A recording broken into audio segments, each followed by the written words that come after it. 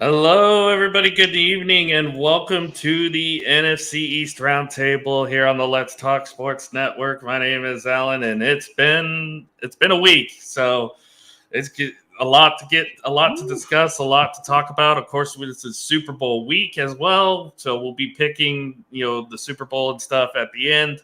But we got a lot to talk about. Some a home opener has already been decided. Jay decided to leave because he doesn't want to talk about Washington anymore. Goodness. It's that kind of day already, y'all. Joining me as always, we got Chris from the Nova Nation podcast. Chris, how you doing? Good, good. How are you guys? Looking forward to tonight. Should be fun. Yeah. And then, of course, there's the Mad New Yorker himself, Mr. Carlos Chavez. Carlos, how you doing?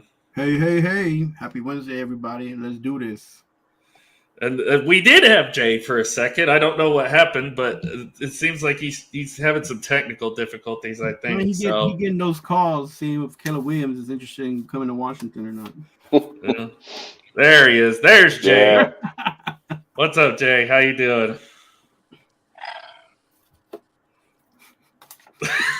that kind of week, isn't it? Ugh. These people got jobs, right? I like being a man. Well, yeah. So, even he had a job this week, so he installed a play. I heard that. I went to go visit the AFC Championship.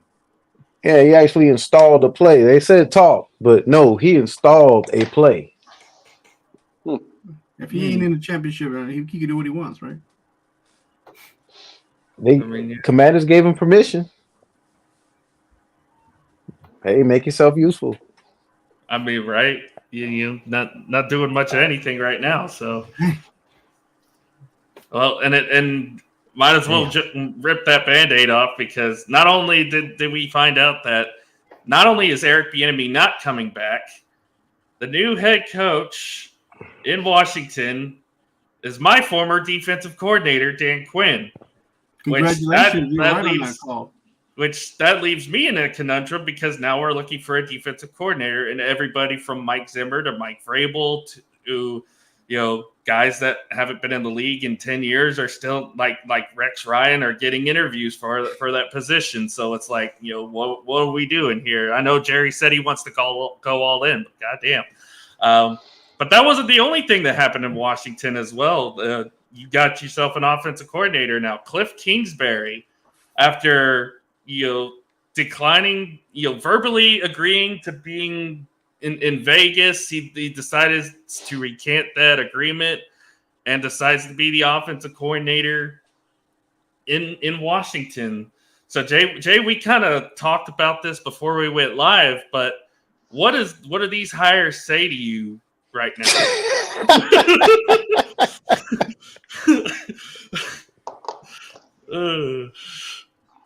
Okay, well, right now they pretty much say kill yourself. That's Whoa. That's I talked about it last time, man.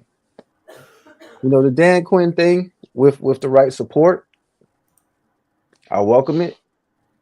But the Kingsbury thing, negative. I'm not, for one. We talked about the Caleb Williams thing, and I'm not. I mean, history shows what college coach has taken their quarterback to the next level and has won. Not many, if at all. There's only one, but he wasn't coaching offense. I could go with the most recent for our franchise was the Steve Spurrier, Danny Werfel experience. Cool. Oh man, that experiment. Oh man, yeah, that was terrible. I mean, we almost had that in the 90s when Jimmy first came. He almost brought his quarterback from Miami over to push Troy Aikman. Yeah, to push Troy Aikman. Yeah, they brought Walsh in to push Troy Aikman, who they drafted number 1 that year, I believe, in '89. Yeah, but look how that worked out. Wasn't Pete Carroll the only one that did it And in those defense? it doesn't work. It doesn't work. It's never worked. That's the one reason why. Forget scheme. The writing's on the wall once you pretty much hire Kingsbury as your offensive coordinator. So Yeah,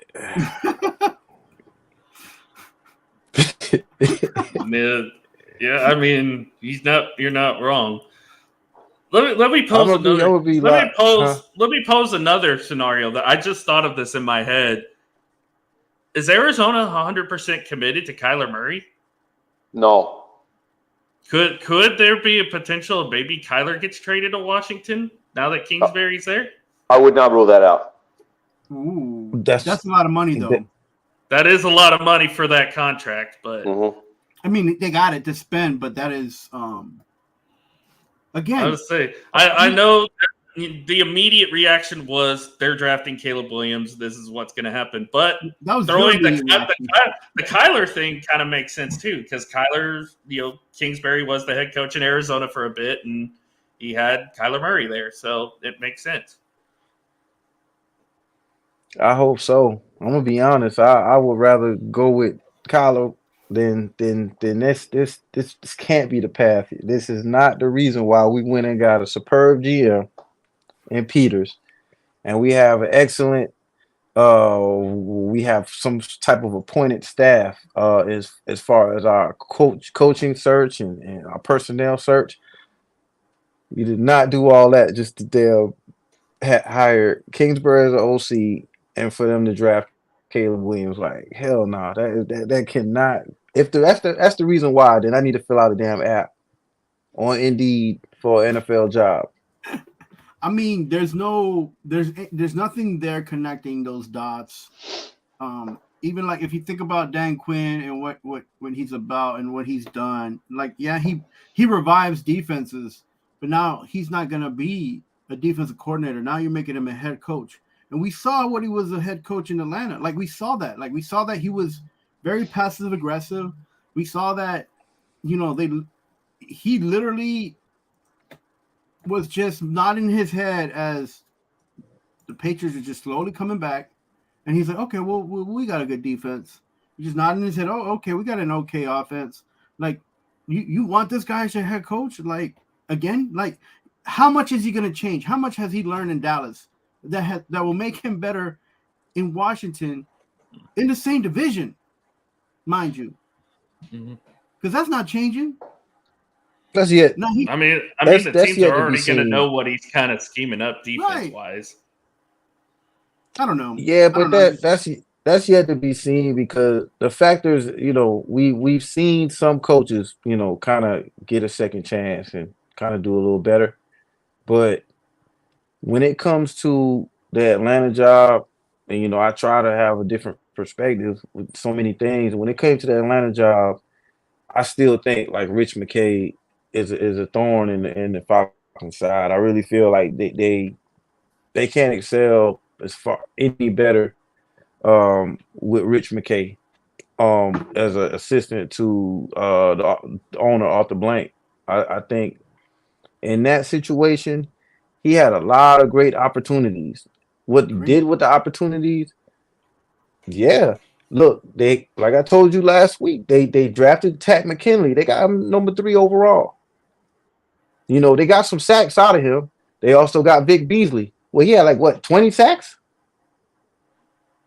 So, I mean, it fell off the face of the earth after that, which you wouldn't quite understand when you're talking about a sack leader in the league. I mean, talk about one-hit wonder, right? Yeah, that was just weird. But then they actually pulled Fowler off of the Rams after the big year next to Donald. He had like 15 sacks or something like that. Went from that situation, and like I was saying, you have a ex NFL defensive end saying no, I wouldn't get that guy. And turned out he didn't have to. I think he had like 3 to 5 sacks total the 2 or 3 years he was there. Mm-hmm. So I mean, you could even go back to his days in Jacksonville. He didn't do much there. I mean, right, but and the only reason he reason he's excelled in Dallas was the fact that he came off the bench. And by the way, there's DeMarcus Lawrence, there's Dorrance Armstrong, there's OC, there's Micah Parsons. You got defensive talent around it, and it's kind of like what it was in with the Rams. When you're playing anybody that plays next to Aaron Donald will look like a megastar, or at least half of one. Yeah. It just, I don't know, man. I mean, and if you look at his winning record in Kingsbury, I mean, to Dan Quinn's credit, you take away 28-3, it's not a bad resume. That loss in the Super Bowl is going to forever haunt him wherever he goes. It doesn't matter whether it's head coach, and the blood is on his hand. The blood is on Shanahan's hands when it comes to that. Mm-hmm. Agree. Because it seems like, and there were players that even said that Shanahan was just basically trying to tank that game because he was already 1 foot out the door going to San Francisco. And then you also put Devontae Freeman in there, missing that block. That throw that in there. But again, that was that overzealous play calling of pass when you just all you had to do was freaking run the ball. In that situation, he did that the is same a textbook thing. situation. Ironic that they're facing Kansas City on Sunday because they did the exact same thing 4 years ago at Super Bowl 56 against Kansas City. Pass. Kansas City came back and won that game. Yeah, we talking about a 25-point lead compared to a 10-point lead. When all you needed was a field goal. When all you needed was a field goal. Yes, to pay. Mm-hmm. A field goal. Seal that game.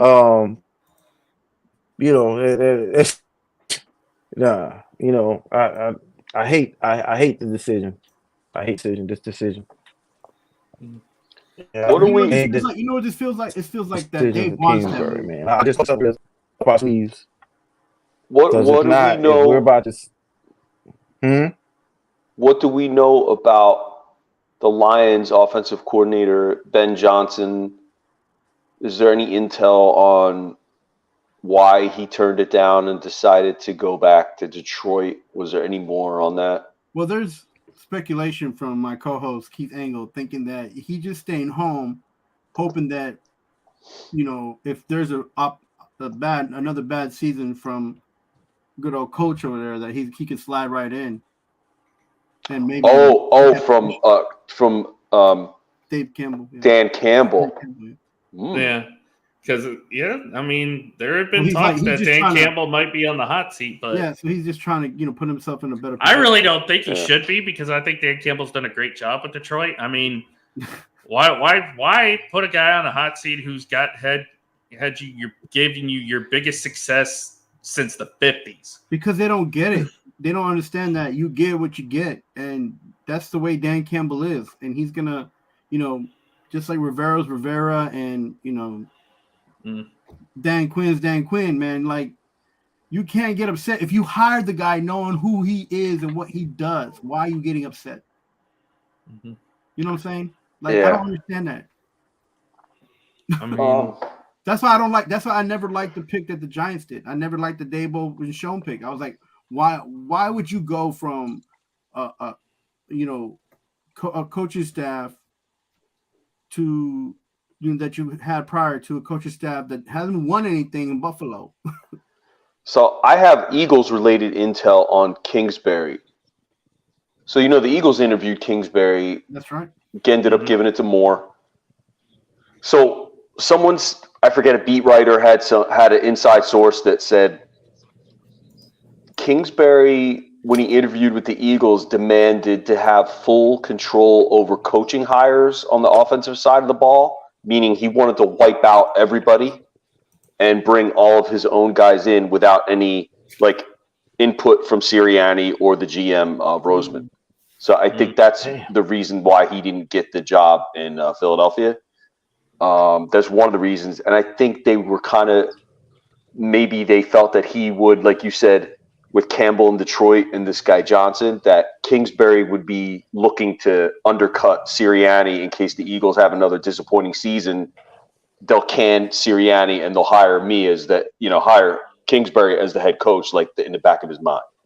So, look at that, setting himself up for success. Yeah, so I think they saw maybe that. I think, to be honest, I think that's why Dan Quinn came back last year, because he thought Mike McCarthy was going to get canned this year. And when Jerry committed to McCarthy, he was like, okay, now I know I have to leave because I'm not going to get this job. Do you think Kingsbury left Vegas for that purpose, for that reason, thinking, man, I'm just, there's no opportunity for me here in the future. I'm just going to go where I can. What is the Raiders' plan at quarterback? Is it Aiden O'Connell? Is it, do they draft Russell somebody? Wilson? Russell Wilson, yeah. Why wouldn't you stay with O'Connell if he's kept you in games? And he's the youngest. He's the younger one.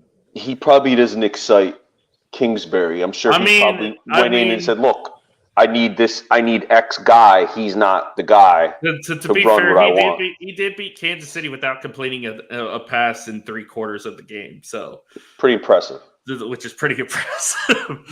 Give these kids. The only way to get these guys better is to make sure that they stay on the field and at a high competition, not like trash minutes, like high competition, and let them think and let them go through the process of what they're teaching them in or what they're learning in practice, right? Like you can't. I.e., what Green Bay did with Jordan Love this year. Yeah, but I never liked Jordan Love as a pick, but they did what they did with him, and he's doing what he's doing, and so. Do you think that's a good fit for the Packers? Just look at how the season started for Green Bay. They were very conservative on offense, and they lost games because of it.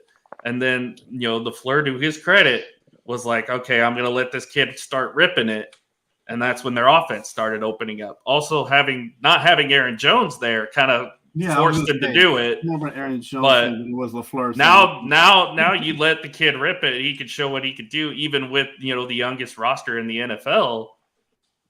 Who knows what that Packer team could be in the next couple of years? And bringing it back to the Super Bowl, we're going to see that with Purdy. This will be Purdy's first opportunity in a playoff past the championship series and in the Super Bowl. And we don't know what we're going to expect out of him. Like we could sit here all day and be like, he took the 49ers to the playoffs, and now he's in the Super Bowl. We still don't know what to do. He can have the worst day ever. He can have one of those days that he had in Baltimore and be like, you stunk up the room, kid. Well, it's kind of like I said before. Had Shanahan just ran the ball in the third, fourth quarter that last time they faced Kansas City, they'd probably win that game. And you don't get the Patrick Mahomes heroics there at the end. Didn't Garoppolo he overthrew someone on a touchdown pass? Mm-hmm. Sanders, right? He had Sanders wide open and he missed him. Mm-hmm. Missed him completely. That could have been the difference in that game if I remember. There were so many things in that game, and that was the biggest one because that was one of the last opportunities. Was anybody expecting Brock Purdy to run over 20 yards this past game? No. And the way he ran it, was anybody expecting that they would not be able to stop him? Because the only one who stopped Purdy was himself sliding. Like nobody hit. Well, he might have got hit as he was sliding, but but as far as Washington goes, they have a lot of options with that second pick. Mm-hmm. I don't think they're going to stay with Howell. It seems like they're interested in quarterback. I don't know if they like Jaden Daniels and maybe they're just sandbagging and trying to pretend like, because they really want Daniels. I will say this: Jaden Daniels does have that Kyler Murray mold that Cliff Kingsbury is used to. Yeah. So that could be something that they go with. His eyes popped up. Somebody like Jaden Daniels too. Mm-hmm. And I think once we start getting into the draft evaluation and the combine and the interviews, there will be. I think we talked about this last week. It's not a slam dunk that Williams. The Bears might even like Daniels more than Williams. The teams might fall in love with this guy once they start interviewing him and watching him at the combine and whatnot. They might have him rated higher on their boards. Who knows? Yeah, remember I asked you guys a few weeks back. Yeah. I don't think it's a slam dunk. No, I don't think so. I Me- asked about Caleb Oh, Williams. I was gonna say I'll go around the table real quick. Do you think the media is just kind of overhyping Caleb Williams a little bit, especially after what we've seen him the last couple of years? Okay, that's not fair because he did win a Heisman Trophy. Like He did win a Heisman. He earned the Heisman Trophy. He did win the Heisman a couple Trophy years doesn't ago. make Yes, him a I'll give him great that. quarterback in the professional leagues. It does. And the 1 year he was in Norman, he did play well. He was the difference maker for us that year. Offense wasn't doing jack nothing with Spencer Rattler at quarterback. Other than the running game was okay, it was good at times. But when Caleb came in, it started with that Texas game. We're down 28-6. He came in, started slinging it. I think he had the 50-yard run, which kind of got us back into that game. And lo and behold, we came back and won it. And then he had the fourth and one run against Kansas, which that saved us because Kansas, I don't know what the hell happened in that Kansas game, but they were just tearing us apart. But he can show that he can be a leader and he can be that dynamic. You go back, like I said, you go back to his year at Oklahoma. He shows that he can be that guy. Even in his first year at USC, he showed he could be that guy. This past year is when people started having questions because he's facing tougher competition. Oregon was much better. Utah was much better. That whole division was. The Pac-12 was good. The whole Pac-12 just kind of, for it being the last year of the Pac-12, they just elevated their game. The whole conference did. And not only that, Washington ended up in the national championship this year. Mm-hmm. So, I mean, it was a lot steeper competition. He kind of folded under pressure a little bit, and I think that's the one kind of knock that's been on him. When you talked about like the media hyping these guys up, I think like they fall in love with the off-script playmaking stuff. So they see him do these incredible things where he's scrambling out of the pocket, he's under pressure, he rolls to his right, he throws across his body, he makes an incredible throw. And like that stuff's cool. It's great to watch. And I think like maybe people see that and are like, oh my God, he's the next Mahomes. I was going to say they see Patrick Mahomes. Yeah, and I think maybe if you look, I'm not a scout, I don't watch tape, but if you were to sit there and break down the all 22, not all plays are like that. So you would have to look play by play and see what this guy's like. What's he like against the blitz? What's his pre-snap ability? I know he's got really nice arm talent, but how's his like meat and potatoes quarterback play? And I can't say to that because I've probably seen more Jaden Daniels than I have of Caleb Williams this season, to be quite honest. So, and I know Williams is good. The only thing that would give me Daniels, I'm sorry. The only thing with Daniels that would give me pause is his size. His frame is a little thin. But other than that, he's terrific. And like I said, if they get that guy in the room and they have better vibes like interviewing him, and that's the only reason I think what's his name got Bryce Young was drafted ahead of Stroud, because if you look at Stroud, he's probably a better prospect, but I think teams liked Young better in the interview. Whereas Stroud, they said, was a little aloof, and they didn't see him as like more of a leader. Whereas like Bryce Young has like all these qualities that is like, I want that guy. Even though he's got a small frame. I can tell you from experience, because I've seen it in smaller, football denominations like high school and whatnot. Sometimes the best leaders are the ones that don't really speak out that much. True. They lead within the locker room. They lead on the field. They don't usually like lead outside, but they lead on the field. They lead on the field, and that's what I feel CJ Stroud does. No, I mean, everybody talked about the scouts and even the teams and even people like his coach Saban mentioned that there wasn't anything in that playbook that Bryce Young couldn't tell you about on offense and defense.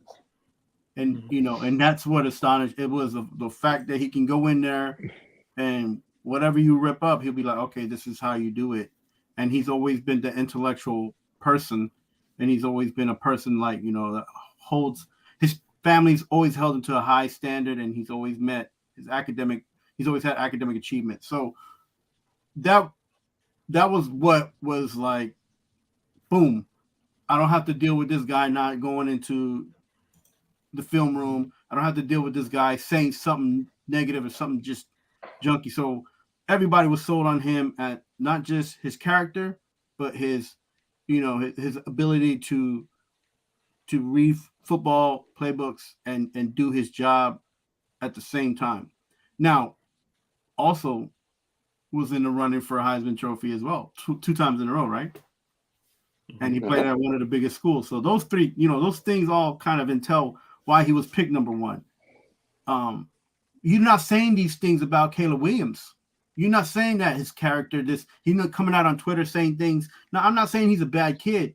What this goes to show you is that he's not in the NFL yet. He hasn't earned his keep yet. And he's like, I don't want to go to Chicago. Fine. That's a personal feeling that you have. You don't want to go to Chicago. Fine. But you're not coming out of the best season either. Like you've already won a Heisman and you acting like you already won a Heisman.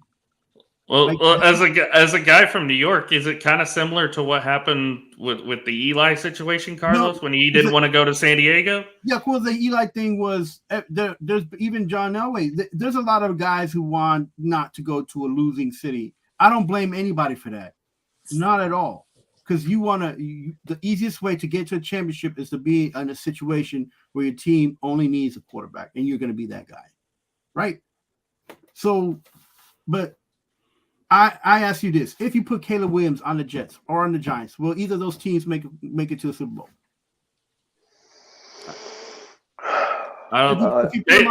Jets maybe, because I think they have the talent.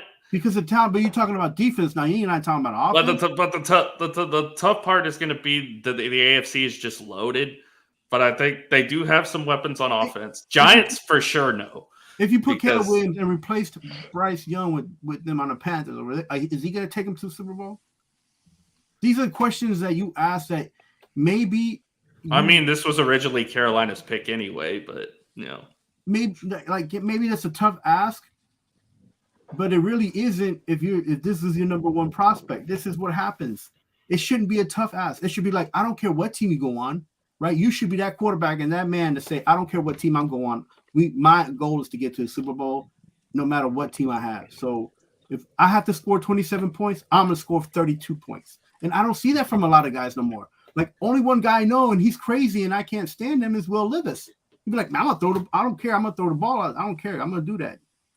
Now he's probably not going to be a great quarterback in the league, but at least I think he'll be good the next couple of years. I think he'll be like good. At least he has that confidence in that to be like, okay, I'll just keep on trucking, and that's what you want from a young QB, right? This is why I don't feel like they should move on from Hal, because Hal, no matter what has happened to him, he gets right back up and he goes underneath the center and he's taking hits.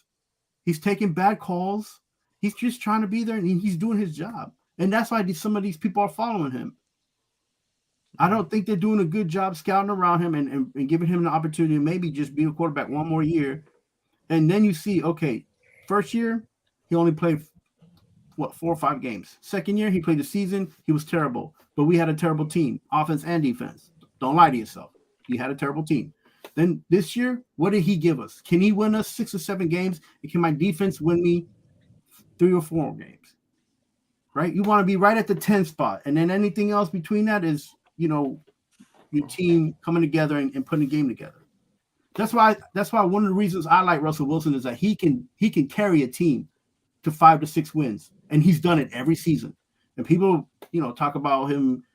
I mean, except for a couple of years ago, but other than that, well, he did better this year. He did better this year, and he came back from an injury and was on a terrible team with very. He did better. He did better this year. He did better this year. I'll give him that. But the only game, the year with the Denver Broncos, they had how many games they won? 3.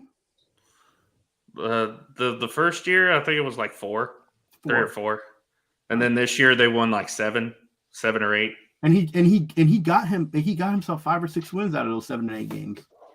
Beat Kansas City. It was a big win. Beat Buffalo. Can these guys put the team on the back and get you 5, 6 wins? Just the quarterback. And somehow got Washington 5, almost 6 wins. His defense let a lot of stuff happen.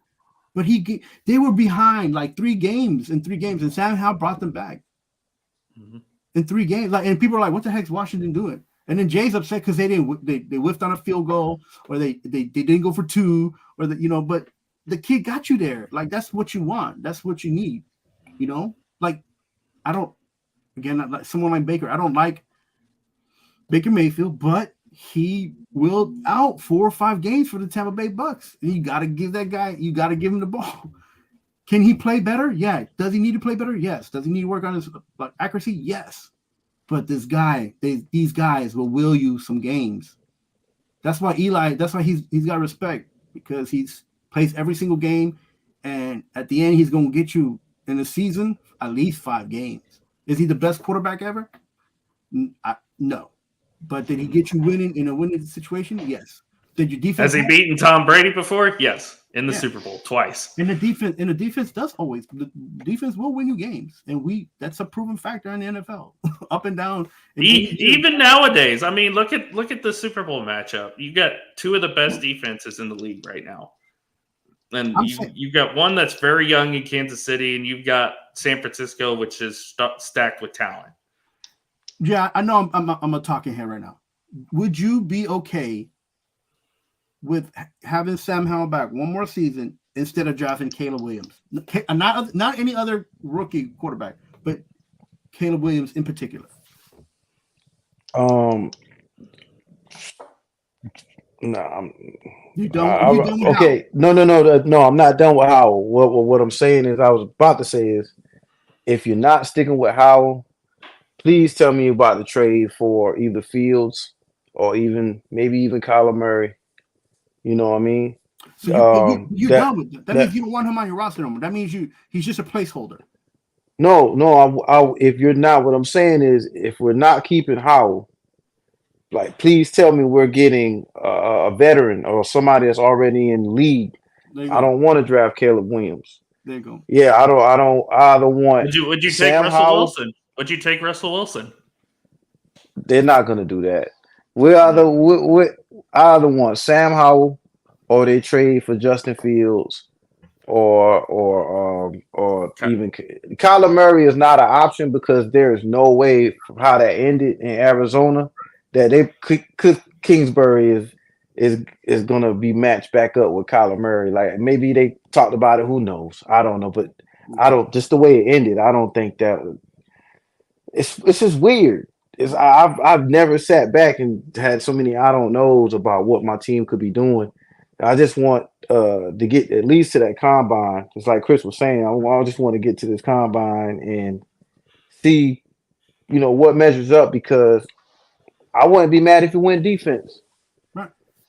With Quinn being a defensive-minded coach, I wouldn't mind if they went defense. But what are we gonna do? Are we gonna keep Howell, or we're trying to get Justin Fields? I mean, so you're going Russell Wilson. You're going for. I can't do Russell Wilson. Age and experience over experience and achievement. So you want to grow. You want to be the quarterback and have a space for growth. Yeah, I mean, sorry. Yeah, Caleb Williams is not. It's not the answer. I don't think that's the answer. Right. When I was because what you putting them out there with. Yeah, that's another thing. And then how much you're paying. I mean, you still got talent around him. It's just like you said, that offensive line is not good. It's not. Let's just call it like it is. But okay, that's a part of the reason why Sam Howell struggled last year, was that he wasn't getting enough time in the pocket or getting enough time to get a pass out. Yeah, but I mentioned this week, like during the season, and we all got to be real with this situation. Like, all teams struggle with linemen and offensive line. Like, everyone's struggling with that. There's no perfect team with the perfect O line that's perfectly. Let me pose this question. Let me pose this question, TJ. You first round, you go, let's say you trade back, get an offensive lineman or something like that, or you get Marvin Harrison or whatever the case may be, first round. You're sitting there in round 2. I mean, you let's say you still have Sam Howell on roster. you're sitting there in round 2. Would you maybe take a look at Bo Nix or Michael Penix if they're still there?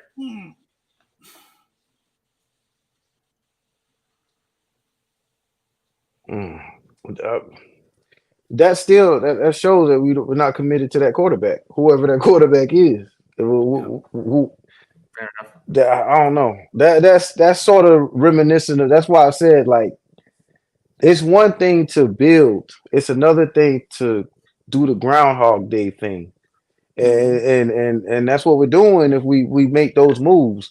And this is basically reminiscent of getting RG3 and then turning around and get Kirk Cousins. Like, me as a fan, when I seen them draft Kirk Cousins, I was like, damn. So you basically telling me there is no way you drafted Kirk Cousins to sit the bench. No way. You could have drafted anybody else. I know. You drafted Kirk Cousins. As a Redskins fan, I am when I see Kirk Cousins come up on the screen and that, what was it the second round? Yeah, Fourth And it was like the fourth round. There you go. And it was the fourth round. All I could see is an argument going on in the war room right now. Like, I didn't want him. I want Kirk Cousins. I told you I wanted to draft defense or skill player or whatever, and you got RG3. I want Kirk Cousins. Shanahan's, I want Kirk Cousins. Dan Snyder wanted RG3. And this is just the same thing. If we turn around, depending on what we do with the draft, like, this is just looking like the same thing. This is looking like the same story. You're not building a team. We still need a whole freaking team, but we still sit here trying to stick this peg through the same hole. Like, we gotta get a quarterback. We gotta get another quarterback. Like, and what happened was, with that mentality, you end up getting this coaching crew, which has there's no balance at all. Mm-hmm. You know, have they worked? Let's see together? Have they worked together before? Let's see. Let's see what Peters. Joe Witt was our he was a defensive run game coordinator. So he was under Dan Quinn last year. So he's their new. He's worked with Dan Quinn before ever? No, I'm not. Well, I don't think so. I don't think so either. Any turn, but hopefully not the run more. Hopefully more secondary. I thought he was a secondary guy, like secondary coach as well. Yeah, Alan. Well, I hope so. Please don't tell me he was the run game coordinator, because that hurt. Al Harris was our secondary coach. I know that for sure. He was our DB's coach, which is they were saying part of the reason why Trayvon and Duron Bland both became what they are. So he took him for. I was super shocked when they went with Witt instead of Al Harris. I was like, why? Yeah, we, like I said, with the right support, Dan Quinn, Peters. Hopefully, Peters is his baby, and he puts his signature on it, and they lean towards defense and getting themselves big in the trenches. Just hope that it's not another Trey Lance situation. That's all I'm going to say about it. Who knows? But, he did a great job drafting with San Francisco. That was the one blemish. But I think that was mostly a John Lynch move, was going to get Trey Lance. Ironically enough, they drafted Brock Purdy at the end of that draft, and he ended up being the better quarterback. So Trey Lance right now just needs an opportunity to be on the field, just like anybody else. Because you can't say he's bad because he went from a coach that doesn't want to play him. Well, he's probably going to be our backup next year, so. Because I don't know if Cooper Rush is returning next year, so that he might be our backup next year. He just needs I can't honestly and literally be on this and say that he's a bad quarterback if he hasn't been on the field.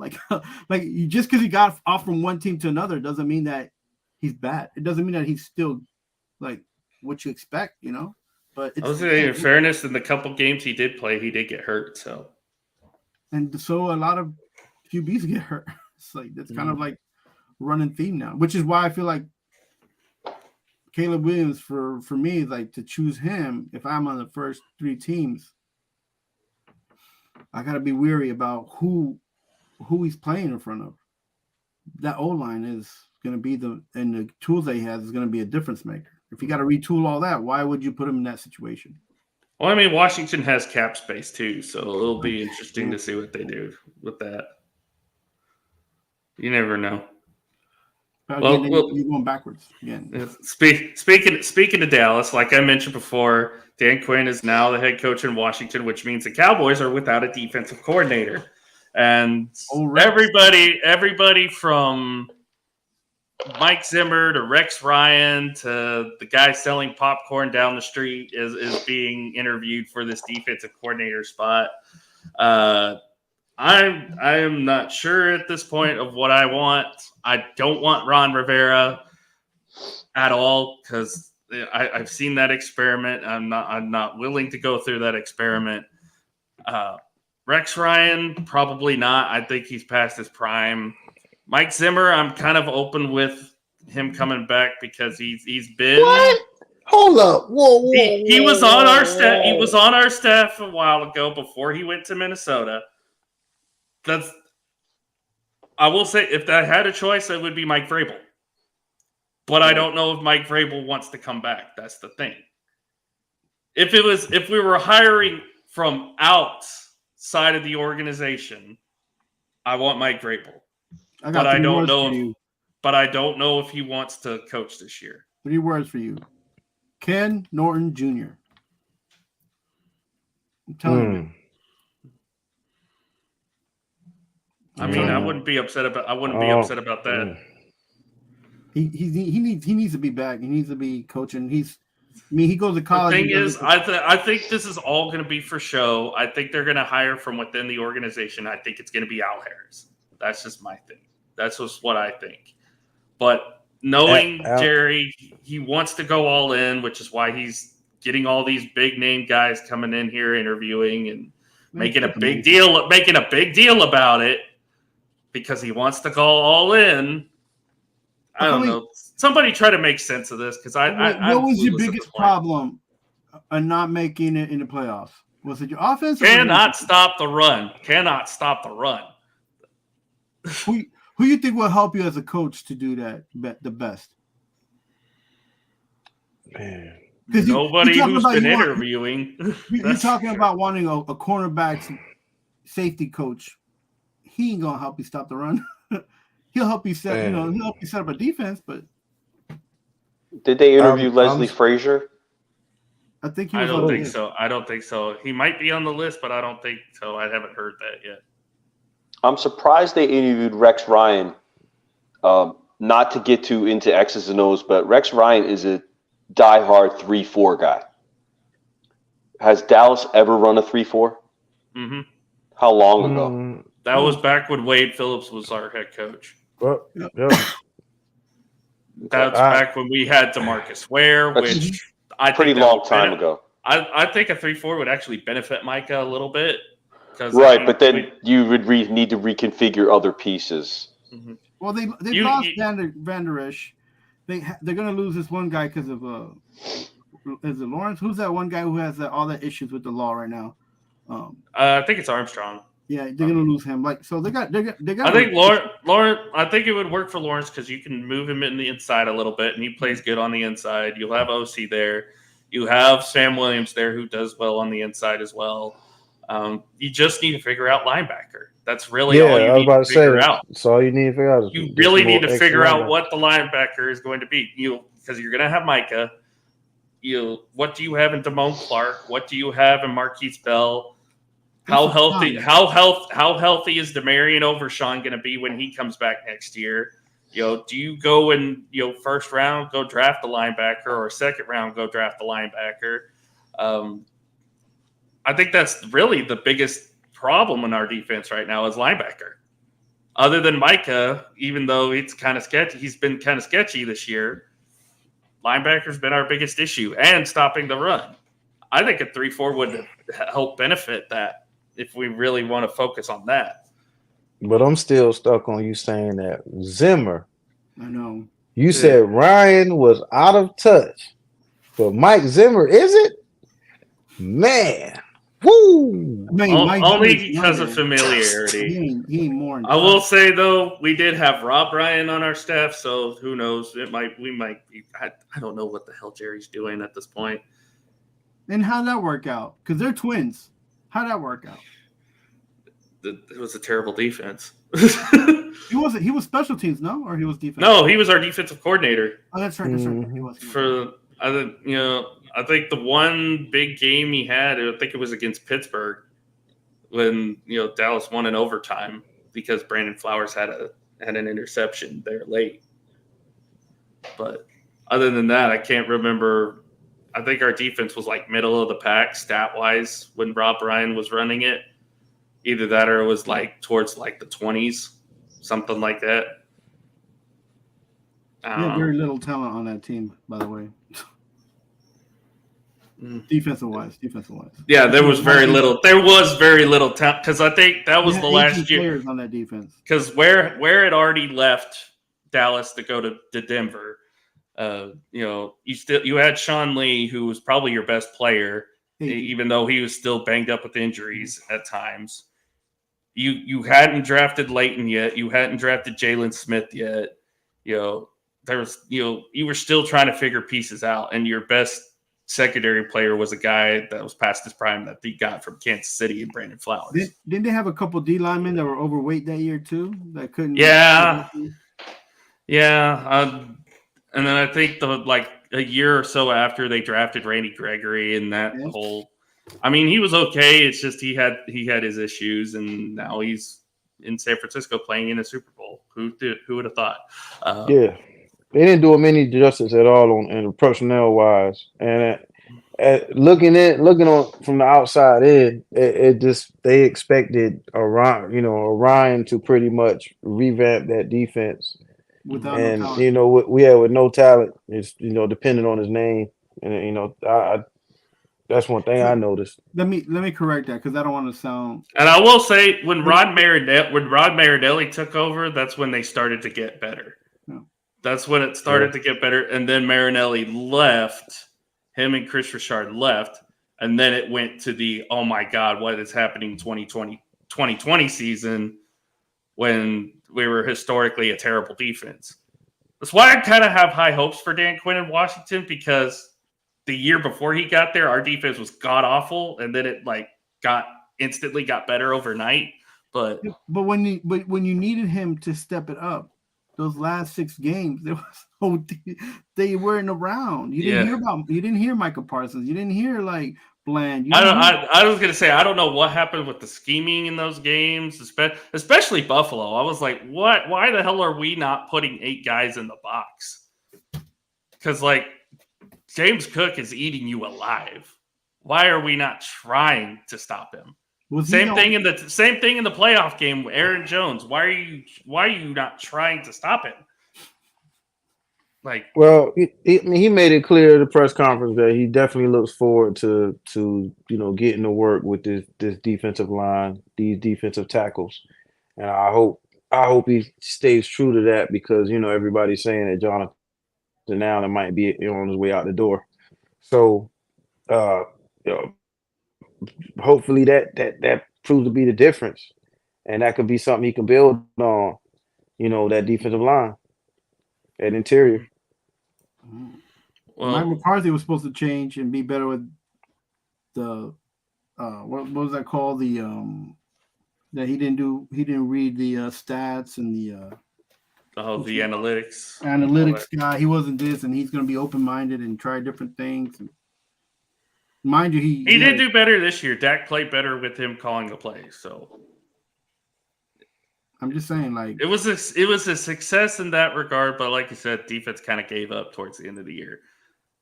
So I want to hear from you. I was going to say I want to hear from you guys. Who do you think we should hire as our defensive coordinator? I already said it.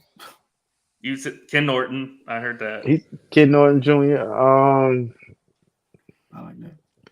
Honestly, I want to give Rex Ryan. I love to see, and even if it's at the expense of the Cowboys, those press conferences would be wild. We'll do it.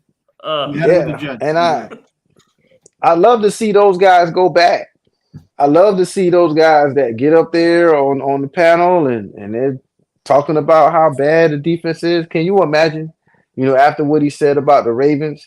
Hey, it sounds like he still has a fire for coaching. So, You look around. give him We a just sucked chance. this game. We just sucked. Yeah, I want to see this. I want to see. It's entertaining. I want to see him go back out there and call the defense. Entertainment don't win football games, man. Hey, At the very least, I think you could get him motivated.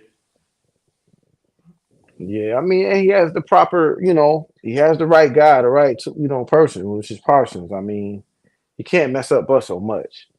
He gotta be, and if he goes, he goes to the 3-4 defense, knowing that, all you need is linebackers. He's pretty good with that.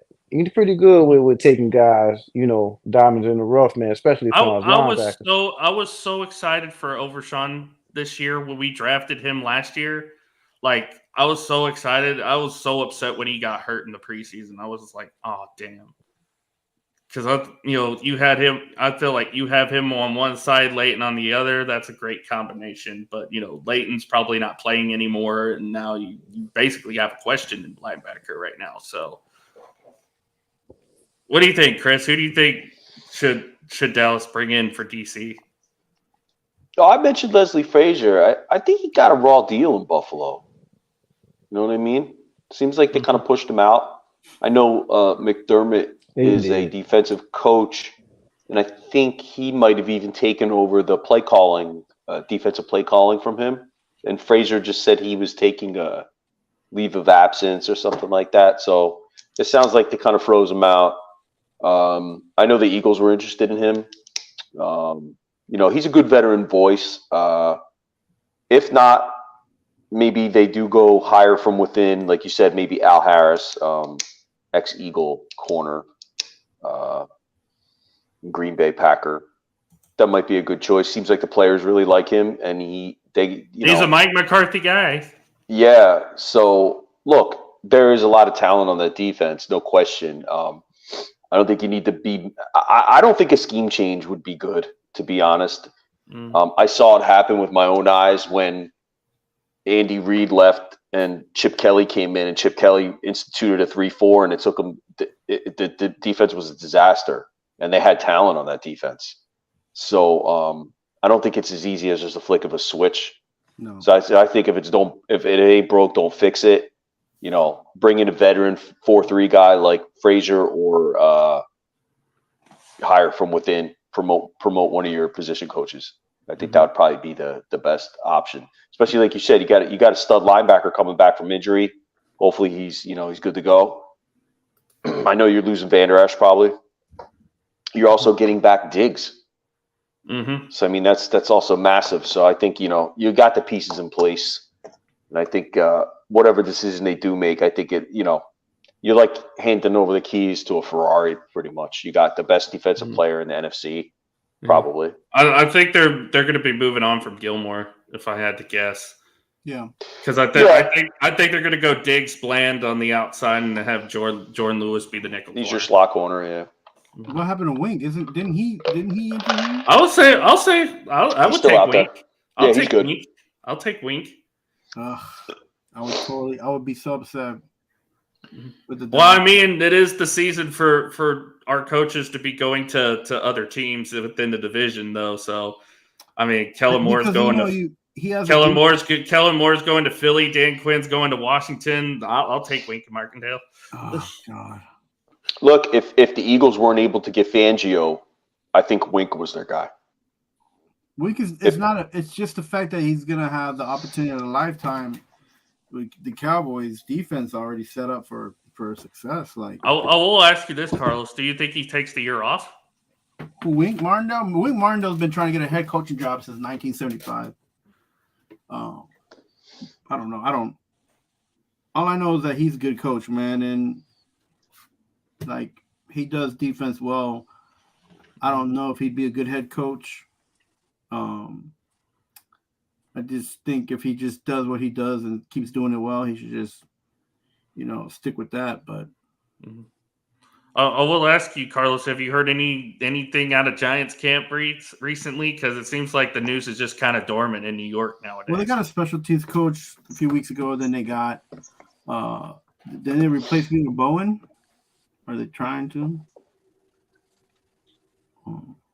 You know, they'll be all right. I mean, they can't get too loud over here because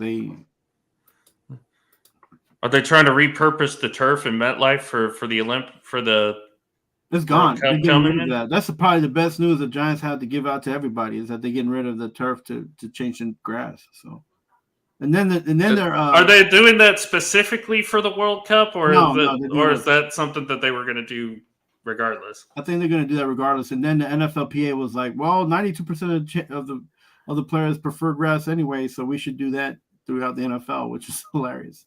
Because now they're trying to jumpstart that push because the Giants are doing it. And World Cup final will be in MetLife, right? Or is that somewhere else? Yeah. They were chosen for the play a final there. Which I know AT&T has a semifinal.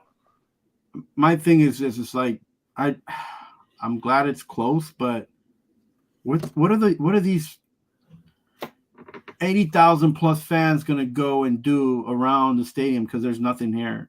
There's a mall like 10 miles, past stadium, maybe less, but they're not gonna stick 80,000 people in that mall to just go back and shuttle down to the stadium. Like that doesn't make no sense. What are they gonna do? They're gonna build up some kind of like area for the fans there in a hotel or something. Like what are they gonna do? Who knows? Yeah. Even Giant fans, like that's why they tailgate is because there's nothing else around there. Like that's one of the reasons they have great tailgaters because it's like being in Washington. There's like nothing around FedEx Field. There's nothing around in the Meadowlands next to MetLife. Nothing. Like they're not in the middle of any nice city. They're just in the middle of nowhere. You're gonna have these spectators who are used to being in some of the major cities in the world, but they play soccer, right? And you'll put them in the Meadowlands, and you're gonna basically have everybody drive from New York City all the way down to MetLife. Yeah, but that's not they do that already. Like you can literally say 30,000 plus fans are coming from New York City by train or by bus, like into because the system's set up for that. Mm-hmm. Maybe a little less, maybe about 20 in the 20s, thousands, 20 of thousands. Yeah, but I think most of the season ticket holders are probably from Jersey. Yeah. Mm-hmm. So like, but there's nothing in like. How can I explain this? If you guys ever get an opportunity to go to MetLife Stadium and watch a game, just to see what it might look like on a World Cup day, like you're gonna crud yourself because there's literally nothing there. It's in the middle of a swamp. A pizza shop. There's not even a pizza shop. There's nothing. No. There's a practice facility. And the mall. Mm-hmm. American Dream. Yeah, but that's not even close. That's not that close. Well, you have to walk across that like major highway where everyone's trying to get out. It's a turn. Yeah, it's not even a highway. Yeah, It's a what do you call those roads? Access road. It's an access road. It's not even a highway. It's not even. I just don't get it. Like, don't get me wrong. I'm excited that it's going to be here. Like, I love the World Cup. And that's good news about the grass. Yeah, that's about it, right? I mean, that's basically the only news we've heard out of Giants camp is that, hey, we're getting grass. Oh, and Saquon's probably not coming back. Shocker. We kind of figured that out. I mean, oh my gosh. As a soccer fan, if you ever told me Barcelona was going to play like one of those famous, when they play there, I'd rather watch it on TV because there's or a bar because there's you don't have that atmosphere at the stadium. It's just the people in the stadium. It's not like it is around the world. Not here that's what I'm anyway. I've seen a couple big teams play there, like Arsenal and back in the day, some Premier League teams came to the Meadowlands to play some of their summer cups, and it's like the tailgating is kind of like 10% of what the Giants tailgating is, but then it looks kind of weird because there's just everything you have to go in the stadium to enjoy, you know. Mm-hmm. So whatever. It's nuts. So with our short Giants news out of the way, let's move on to Philly because some interesting stuff happening in Philly, or at least schedule wise. Joel Embiid has just out for the Don't you guys have the opener in Brazil? Yeah, that's really the only news this week. They announced that the Eagles will host because they have 9 home games this year. Mm-hmm. So one of their home games will be in Sao Paulo, Brazil. We should First go, ever. guys. On a Friday. On a Friday night football. Yeah, so for those of us whose sons play high school football, it's going to be interesting. Bro, you're going to not go to Brazil for your son's Friday night light game? I will ask you. I'm going to be recording this game. So who do you think they'll be playing in that game? Who do you think they're going to? There's only four options because they're not going to do a division game, so that rules out NFC East. 2 of the teams that they're playing at home are already playing international games: the Jaguars and the Panthers. So that eliminates 6 of the. So it's going to be either Pittsburgh, Cleveland, Green Bay, or Atlanta. There's your options. That'd be awesome. Well, it would. I would say either Green Bay or Cleveland. I don't think the state of Pennsylvania wants to give up Pittsburgh. There you go. They're not. Yeah, no. They're not gonna. It's gonna be Atlanta. It's possible, yeah. It's going to be Atlanta. Because they get in the semifinal. They get in the semifinal game. Mm-hmm. For the World Cup. Yeah, for the World Cup. I know that you mentioned the Steelers. That's the only time you'll see a lot of another opposing team's fans at the link. Even Giants, even Cowboys, you don't see the place like Pittsburgh fans travel well. They will go there. Yeah, that's the one time you see like a heavy opposing team presence in that stadium. Mm-hmm. Yeah, it's the Steelers. I don't see. I'm sorry, but I've seen Pittsburgh Steelers fans. I don't see them getting excited about going to Sao Paulo. Mm-mm. They would rather. I'd rather see them than Falcons fans. Nobody's going to this game. I think it's going to be not well attended by. Let's go then. And we can get $30 a game. Roger Goodell trying to pull another rabbit out of the hat, I guess. Yeah. And on a Friday night too. Friday night, first time since 1970. I don't know. So Thursday night's going to be either Chiefs, Niners would be hosting that game. What is that? That's an 8 I feel like I'm going to say this right now. I feel like if it's the 49ers, if they win the Super Bowl, I feel like it's going to be Cowboys 49ers in the season opener. That's just because it's the money matchup. Cowboys are the big market. And people are going to want to see the Cowboys get killed in that game. I can already tell. So they're going to probably either throw that matchup in there or, I don't know who the NFC West is playing on the AFC side this year. If it's the AFC East, maybe it's Buffalo. That could be an interesting matchup if it's San Francisco. If it's Kansas City, I think it's Kansas City Buffalo. It's either Kansas City Buffalo or Kansas City Cincinnati. I want to see the Chargers play. Yeah. Although they did throw the curveball at us this year with it being Kansas City, Detroit, which that was still a pretty decent game. So the San Francisco home games this year outside the division: Chicago, Detroit, New England, the Jets, Dallas, Kansas City. So it's either going to be Aaron Rodgers again. It's either going to be the Jets Super Bowl rematch or Dallas. Yeah. CBS is probably going to fight for that Kansas City game to be a 4:25 start. So yeah, it'll probably be the Jets or Dallas in that opener, or Detroit. Yeah, that could be. Or Detroit. A rematch of the NFC Championship game. Yep. I don't want to see that. Yeah. Kansas City, it could go either way. It could be Buffalo. It could be Cincinnati. It depends on who they have coming into their building for that. So yeah, one other little Eagle thing, because that's really was the Brazil thing. I guess Travis Kelce was asked about Jason, and he hinted that Jason may not retire. And I've been reading some other things that may have hinted at that too, whereas the Schefter report said that he was definitely done and he told his teammates he's leaving. But then Travis came out and said, he's got a lot of football left in him. So that was just one little nugget that was dropped this week. Well, I mean, this is basically the Tom Brady situation all over again. So I mean, doesn't he have like those knee issues anyways? Nope. Pretty healthy. I mean, Shit, you see how he jumped? Did you see how he freaking jumped with the beard at the playoff game in Buffalo, man? They rolled into the no crowd knee game. problems. I mean, You drink, you got no good. problem until you wake up the next day.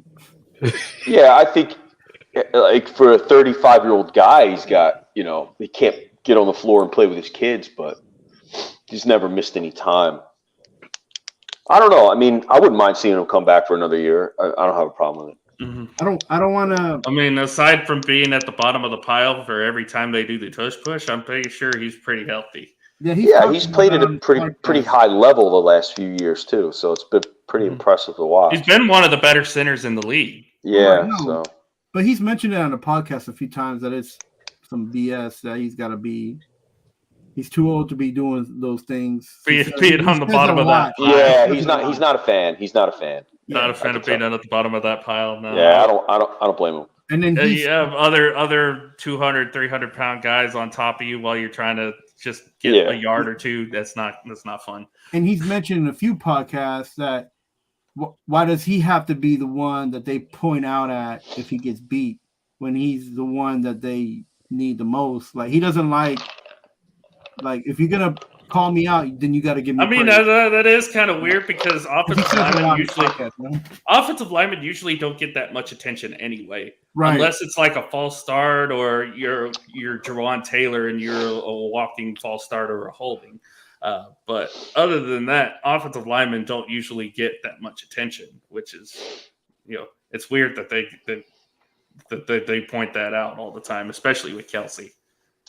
Maybe it's because he's, the Kelce brothers have been in the news a lot. With obviously Travis dating Taylor Swift, that's a big part of it. Who? Yeah, that chick, whoever she is, I don't care for her, or at least her music, I don't like. But you like it, and you don't even realize you like it. Oh God! You know she's on the radio 70% of the time if you listen to any. That's why I don't listen to the radio. Yeah, but you cannot not go to a Starbucks, Target, or even you can't go to work without somebody mentioning Taylor Swift. We all listen to Let's Talk Sports Networks in our cars when we drive to work. And, right? and some of us mention Taylor Swift. Well, see, here's the thing: you can't even do that either because Tanner's a Chiefs fan. He'll mention Taylor Swift regardless. Oh, Taylor. But that's it. That's it for Eagles. So. Mm-hmm. Yeah. I mean, would you agree that he's kind of the heart of that team, Chris Kelce? Oh yeah. He, if not the heartbeat.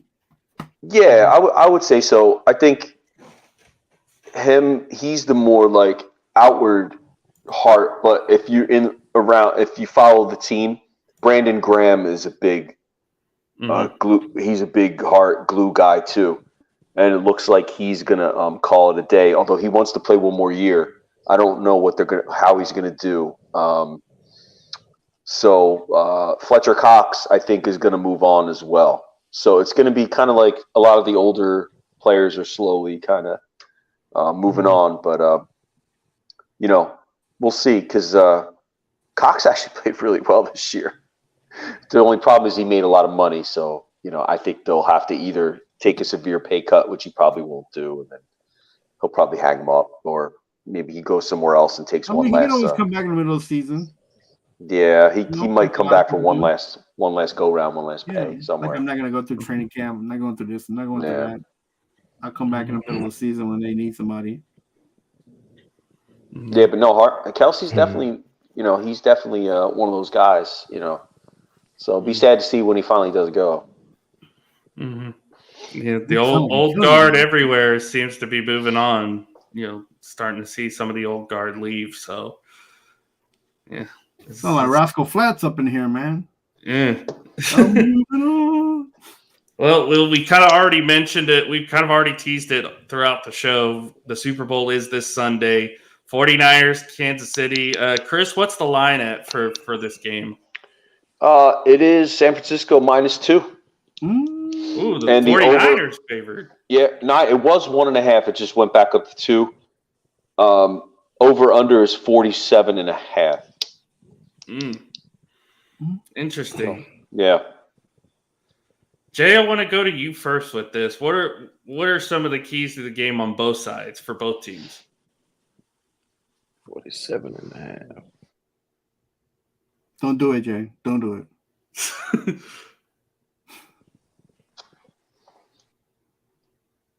Oh, he just shook it off. It's like Taylor Swift. Y'all getting me at all? I'm in and out. This thing's going in and out. Oh no, we got you. Are you catching me at all? Yeah. Right now, yeah. Every time.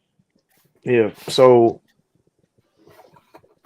first of all, McCaffrey, man, is pretty much on San Francisco side. Like, is he going to be able to be a workhorse in this game? You talking about 47.5. Like, let's see about that score, because I see it as another grinder as far as even, back to the last matchup, something similar to, so maybe a little different. But you're definitely talking about, with these receivers, how they've been playing, I don't see them doing very well against the 49ers defense. Let's see on the Chiefs side. Are you looking for the score now? Or are you just talking about the keys? Just kind of keys for right now. Yeah, I mean, I'm looking for the 49ers to take advantage of the Chiefs defense some kind of way. I'm on that end. But yeah, I definitely want to see a high scoring game. I want to see a high scoring game, but we might not get it. We might not get it at all. If there's one area that the Chiefs defense struggles with, it's against the run, I feel like. Because we've seen teams run the ball on them before. And then they stop running the ball on them, and then they wonder why they lose. Well, I mean, they had a good game plan against the Ravens. And even though they didn't run the ball. But Ravens only ran the ball 13 times that entire game? I didn't even think it was that much. I thought it was for some reason, I thought it was 8 or something. Yeah, it was less than 10.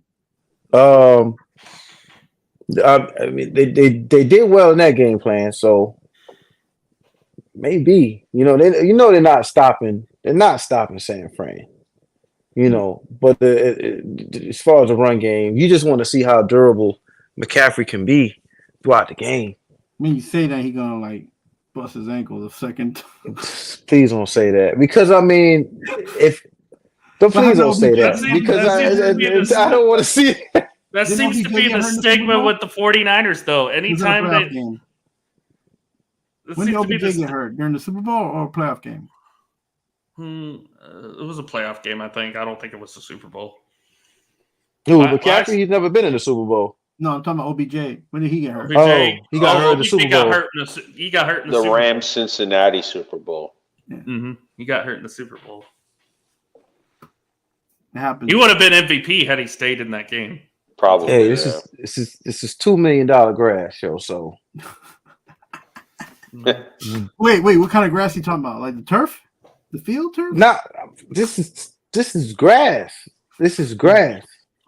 Mm-hmm. It's $2 million worth of grass. Isn't it all grass nowadays? Isn't it all legal? Well, no, not in Dallas. This grass has been treated. I think they've been growing this grass for almost 2 years. Wow. And it's been You sound like you was out there with them. Y'all don't get off my dude. I was so surprised when they said the story. Like, they actually tapped the grass out. I think it was in Arrow. It was actually in because they're talking about San Fran having a competitive advantage.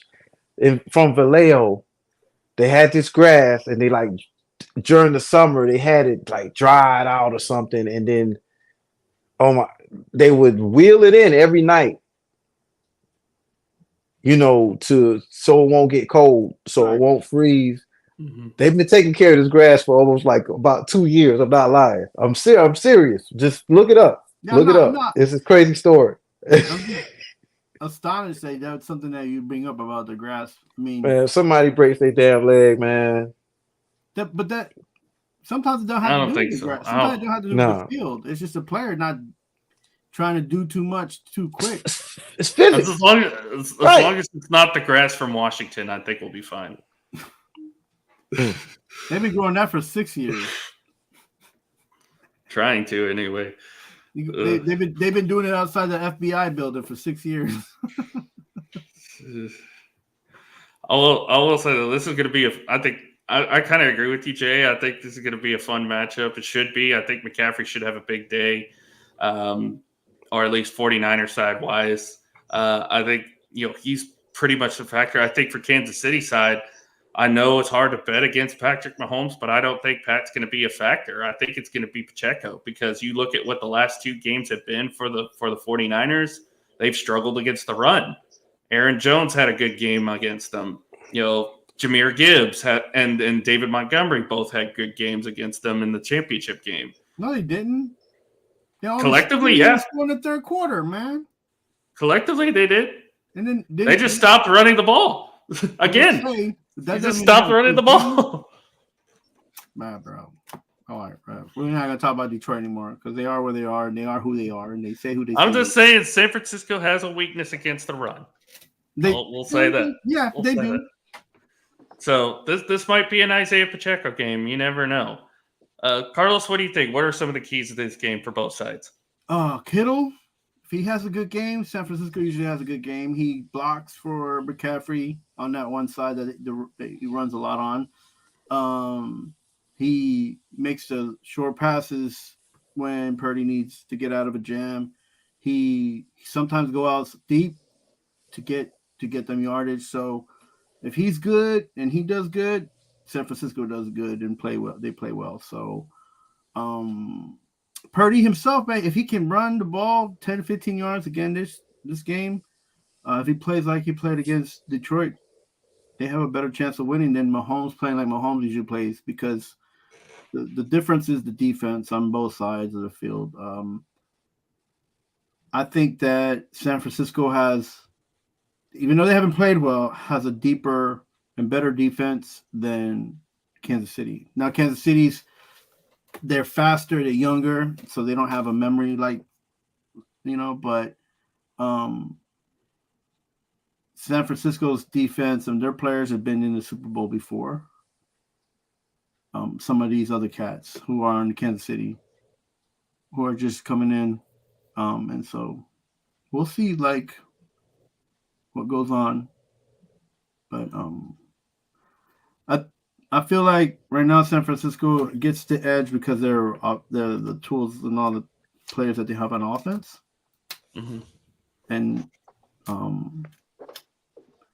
can Spagnuolo come up with a scheme to keep Purdy in the pocket, and can the players get him in the pocket? Like keep Can Chris Jones be effective in this game? Yeah, those kind of things. That's what I'm thinking.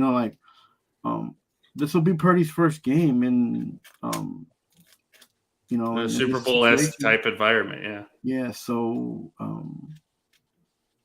I know it's just a football game, but is he thinking he might get his head cut off? Like, where is he going to be? Is he going to be even keel, or is he going to crud his pants and drop this game like he dropped that Baltimore game? Because he messed up that Baltimore game. Like he just was too small for his britches in that Baltimore game, right? It just didn't look like anything he did was going right. Even like throwing the ball or giving the ball away, like it just seemed. And it didn't matter what his players were doing on offense or defense. It just wasn't working. And then maybe it was the weather too. Who knows? But this game is going to be inside. So What's the forecast for this game? Are they gonna keep it 72 and 77, dry. or are they gonna keep it like 65? Like, No, how I many think people are gonna be in this game? 80,000? No. The ticket prices are freaking ridiculous. $7,000 to $9,000 starting. No, thank you. I don't want to spend my life savings on a Super Bowl ticket. Yeah, I think this game is gonna go like that Bills game in 90. I think it's gonna be a field goal difference. I think the 49ers are going by 32. I was gonna say, does Jake Moody miss a field goal wide right? Is that what we're gonna start? I think so. I think he missed. Chris, what are some of the keys that you think to this game for both sides? Yeah, everybody kind of stole my thunder, but I'll just repeat kind of what you guys said. I like the chess match between Spagnuolo and Kyle Shanahan. And it's going to be interesting to see. Somebody mentioned Chris Jones. If San Francisco has one weakness on their offense, it's their interior offensive line. I like that matchup there for the Chiefs. I like how are they going to defend Kittle, right? They gave up a little bit to Laporta last week, or I'm sorry, to the Ravens tight ends a little bit, and the prior game with Kincaid got him a little bit. So Kittle could be a factor. And then on the offensive side, you mentioned Pacheco. The Chiefs don't have much in the way of like field stretchers, or they kind of like methodically move the ball down the field. Can they break one? Who's going to make a play? Is Mahomes going to run around on 3rd and 8 and run for 15 yards? He breaks your back. Those plays like that are so demoralizing. They just move the ball right down the field. So that's kind of one other thing I'm looking at on that side of the ball. And then you mentioned special teams. That guy Bucker is really clutch. He's really good. Niners have a rookie. Could that be a factor? Will Shanahan, who normally is pretty conservative play caller in that regard, is he going to send him out there to kick a long field goal? Is he going to go for it? He usually doesn't go for it in those situations. So these all things. Who do you like? Andy Reid now. This is his 4th Super Bowl. Fourth in 5 years. Yeah. Yeah. So Kyle Shanahan. It's been a while for him. So the last one, like you said, he didn't maybe make the best calls in that game. What? Shanahan making bad calls? Yeah. So Really? Do the Chiefs have a coaching edge? Mm. It's one thing you have to look at in a game like this too. So I think, like you guys said, I think we're looking at a close game. I don't see a blowout either way. I don't see a blowout either way. I do see the two defenses being overwhelmed because both of these offenses can score fast. You like the over? Yeah, I definitely do. Mm-hmm. Oh, well, with that being said, gentlemen, let's make our score predictions. Who's winning the game? And for a little added bonus, who is your Super Bowl MVP? Chris, or no, Carlos, I'll start with you first. Yeah, like I said, I was 32 to 27, maybe, or something like that, yeah. And then that's not a field goal. That's like 5, so it's like what? It would be like 32-29. Right?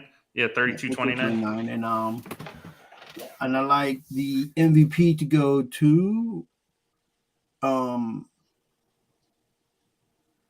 it might be it's usually a quarterback award. So this would probably be Purdy, and they'll put him up on top of the top 5 quarterback for beginning next year. So you got the Niners winning? Yeah, man. Niners 32-29. Wow, Carlos going for the San Francisco. Chris? Yeah, I've gone back and forth on this. I don't have a real great feel either way in this game. I do think it's going to be close. probably 3 points or so. I like the under though. I'm thinking it's going to be a lower scoring game in the 20s. Boy, I just have a feeling about the Chiefs. I think they're going to pull it out for whatever reason, not just nothing based on any kind of. Well, Taylor Swift is dropping. She just dropped an album this past week. So yeah. So I'm dropping an album while winning a Grammy. Ugh. I'm going to go Kansas City 24, San Francisco 21, and MVP is Isaiah Pacheco. The running back. From Vineland, New Jersey. 1960. No, just kidding. I don't even remember. Yeah. So I'm going to go with the Jersey kid, Isaiah Pacheco. Jay? Hey, man, it's hard. I'm not going with the over. I can't. Yeah. I'm surprised because both of these teams. I'm gonna go with. For some reason, it could happen. It could either be a blowout by the 49ers is just balling out, or it's gonna be as what they're giving us. 23-24 49ers. MVP Christian McCaffrey, man. Ooh. I still think his all-purpose yards. Still think when it comes at the end of the day, his all-purpose yards are gonna come into play. I think Purdy's gonna make big throws, but McCaffrey's gonna have a lot of all-purpose yards. So, Purdy might be giving one of those throws to him, and for a big play. So, McCaffrey for sure MVP. Well, this is a tough spot for me because I've already mentioned that I don't like Taylor Swift. Not like as a person, I just don't like her music. So, and that whole thing, what she's done with the NFL, I haven't liked that all year. However, I don't like the 49ers at all because obviously I'm a Cowboy fan and I despise San Francisco. So this is really, really tough for me to pick this game. I do agree with both you and Chris, though, Jay. I do believe the under is going to take the day. I don't see this being a high-scoring game. I think both defenses are going to play very, very well. Because you got a young defense that it always steps up in the postseason in Kansas City, and then you got statistically and collectively one of the better defensive rosters in the NFL in San Francisco. So I think both defenses are going to show out in this game. Not too low scoring of a game. I'll harken back to Super Bowl 42 here, Carlos. If you remember the Patriots Giants one, the first meeting, 17-14. What? Wait. I'm gonna go 17-14, and my MVP. Well, I'm going to pick Kansas City because I can't bet against Patrick Mahomes. My MVP is going to be Chris Jones. I think Chris Jones is going to make a couple big plays in this game, couple big sacks. I think he's going to get a key turnover in this game that's going to turn the table into Kansas City's favor at the end. Chiefs win 17-14. I like it. I mean,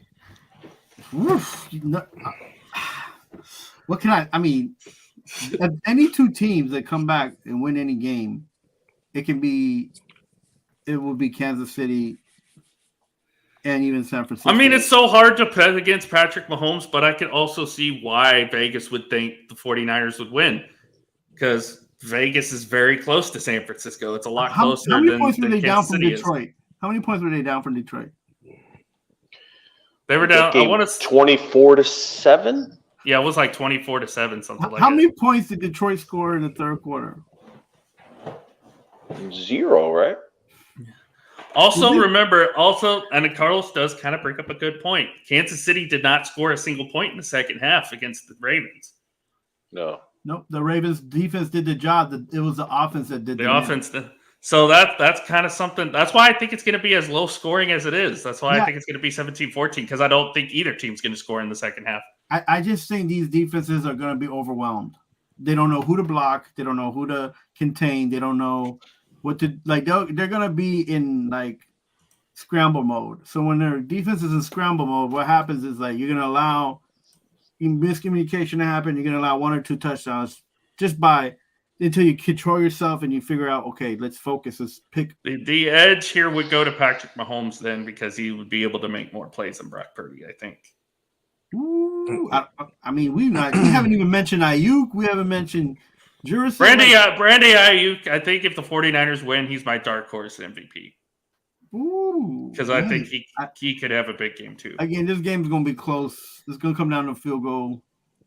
It depends on if Snead decides to follow Debo or if he goes with Ayuk. I don't know. I like that Chiefs defense. I think they've been good all year. This is like they didn't stop nobody this year. Their defense was good enough to keep them in games, but I thought they've been pretty solid. Also, the 49ers have revenge on their mind too, so because of what happened 4 years ago. And of course, Ward being a former Chief being in San Francisco right now. So see when I see Andy Reid on the sideline calling plays, he looks shook to me the last 3 games, as if like I don't know what I'm gonna do. Should I run it? Like he looked like he's starting to get to a point where he was not trusting his own offense. And I saw that for the first time. Shanahan going into the halftime, like, what the hell are we gonna? I do want to mention a note about this because I just saw this come up on my feed. Sky Moore has been activated off of injured reserve for this game. Oh wow! So Kansas City's getting Sky Moore back for this game. And then here you go, like you got this guy doing stuff for the Chiefs defense. I mean, for the San Francisco defense, he might not even play. Your ex-commander guy. Oh, yeah. Chase Young. Chase Young. So that puts more pressure on Bosa. There's going to be mistakes on the defense, man. Relieve it on both sides, which I feel like more mistakes on the defense side is going to allow for these points to be scored. I don't think any one team is going to come out and be like, bam, bam, bam. I think it's going to be like, beep, beep, beep, beep, beep, beep, beep, up, touchdown, beep, beep, beep, beep, beep, touchdown. And people just be like, okay, now it's a game, 7-7. Oh, now it's 14-14. Now, all right, and halftime, 21-14. All right, come back. You know, Kansas City got to come back. Okay, and then San Francisco scores again. Like, I don't think people will be able to leave their seats in this game because there's always going to be something happening. Mm-hmm. Also, do want to mention this is going to be the first Super Bowl ever broadcast on Nickelodeon. So, if you want to watch it the alternative way, there you go. You want to watch Slime? You want to watch? Who's got the game this year? What network? CBS. That's why it's on Nickelodeon. The Romo Nance crew. Yep. Okay. I want to say next year is Fox. Because last year was NBC, right? Last year was Fox. It was last year was Fox. Kevin Burkhardt Olsen. Burkhardt Olsen, yeah. Yeah. No, who's so next year? Next year will probably be NBC then. But Tom Brady's coming in next year, right? I thought it was Fox this year. Yeah, Brady's going to be on Fox, which I also did hear Nick Saban's going to be on College Game Day. So yes, he's taking that position. So not surprised.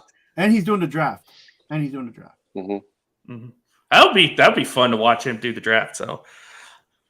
Guys, he'd probably be like, "Well, if I had NIL money, I would have picked up these 3 guys, but I couldn't." Yeah. Well, guys, this has been an awesome show as always. I'm sure we'll have more to talk about with the weeks to come, depending on what news we get. We have one more game, unfortunately, and then the season's over, so we'll probably get more into the off-season stuff here in the next couple of weeks. But Chris, what you got coming up, and where can the people find you at? Yeah, Wednesday night, Let's Talk Sports, Nova Nation with co-host Rob Logan. It's where you find me in the NFC East Roundtable Show, Wednesdays at 9. Let's Talk Sports. Carlos? Yeah, I'm on Fridays, every Friday in the morning. I'm on at 9 o'clock with Keith Engel, a co-host. Are You Serious on TGI Sports, which is on Let's Talk Sports, and as well as the Northeast Streaming Sports. And then Friday nights I'm on with Robert Butler. We just kick it, talk all kinds of sports. We're on Northeast Streaming Sports and LTS as well. And picking up a baseball show here coming up, working with some people I know, so putting that together. A few more. It's just a few more weeks till pitchers and catchers have to report. So a lot of stuff's happening too. So a lot of free agents still out there that haven't signed anywhere. A lot of the big ones are owned by one guy, and he gonna make sure everybody gets paid, including himself. So all them trying to build a super team in LA, that ain't gonna work. I'll tell you that. They will be always trying to build a super team in both LA teams. But if you can't hit, not the Angels. The Angels just as horrible with that. But they've wasted both Shohei Ohtani and Mike Trout. Hey, that's what it is, man. Only sport that plays you up front. That's true. Guaranteed. Jay, what you got coming up? Where can the people find you at? We're pretty much still doing the rec room, man, every Tuesday at 9:30. Pretty much gonna jump off as soon as these Braves pitchers and catchers report to camp. It's gonna be fun. Hopefully we don't squander away another World Series with terrible pitching, but rec room, all platforms. Jay, you a Braves fan? Yes, I am. And you talking about bad pitching? How dare you, sir?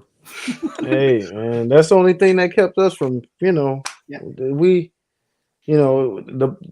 see what happens. The money that we're spending right now, we got caught up on some things, but we need to let these young guys go, see what we got. Isn't that an Usher song? Caught up, got me feeling.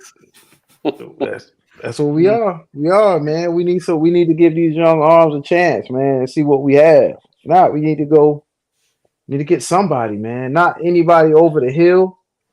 You know what I mean? Like Charlie Morton and the guys that we were grabbing, man. It's just we need some good young pitching for the long haul. Not a. Y'all let me know if you ever want to come to Citi Field and catch your teams play. I play host. I'll be nice. I'm not a mean drunk like most people are. I won't wear my Braves hat. That's for sure. You could do it in Citi Field. I wouldn't do it in the Bronx, but you could do it. Citi Field got a family like a different family of more family oriented. So. Not as rowdy as Yankee fans. It's not as rowdy. They rowdy, but not as rowdy. Yeah.